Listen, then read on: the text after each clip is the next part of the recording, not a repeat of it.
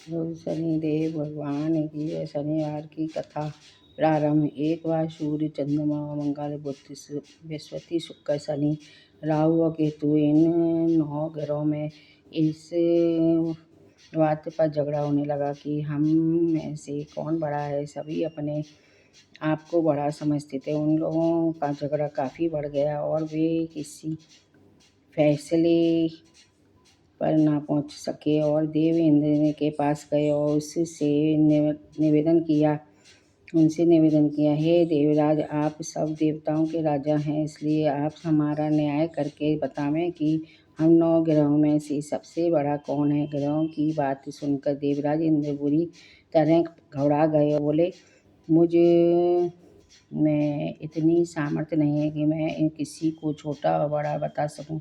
मैं इस मामले में कुछ नहीं कर सकता। हाँ, एक उपाय मैं आप लोगों को अवश्य बता सकता हूँ। इस समय मृत्युलोक में महाराज विक्रमादित्य का राज्य है। वह दूसरों के दुखों को दूर कर सकते हैं, इसलिए तुम्हें उनके पास जाना चाहिए।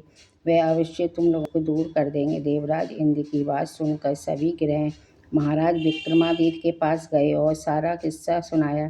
ग्रहों की बात सुनकर महाराज विक्रमादित्य सोचने लगे कि किसको और बड़ा और किसको छोटा बताऊं। काफ़ी देर तक विचार करने लगे। उसके पश्चात उन्होंने एक उपाय सोचा। सोना, चांदी और कांसी, पीतल, सीसा, गंगा, जस्ता, लोहा आदि नव धातुओं को आसान बनवावें और उनको क्रमानुसार बिछा कर दिया जाए। सोने का सबसे आगे और लोहे का सबसे पीछे। इसके बाद राजा ने ग्रहों से कहा, आप सब अपने अपने आसनों पर बैठ जाएं और जिसका आसन सबसे आगे है उसको सबसे बड़ा और जिसका आसन सबसे पीछे है उसका सबसे छोटा समझाइए। और क्योंकि लोहे का आसन सबसे पीछे था, इसलिए शनिदेव ने समझ लिया कि राजा ने मुझे सबसे छोटा बता दिया है। इसी से शनिदेव को बड़ा क्रोध आया और उन्होंने कहा, राजा, तू मेरे पराक्रम को नहीं जानता। सूर्य एक राशि पर 1 महीना, चंद्रमा 2.25 दिन और मंगल 1.5 महीना और बृहस्पति 13 महीने, बुध और शुक्र 1-2 महीना तथा राहु और केतु उल्टे चलते हैं। केवल 18 महीनों तक राशि पर रहते हैं, परंतु एक राशि पर 30 महीने तक रह सकता हूँ।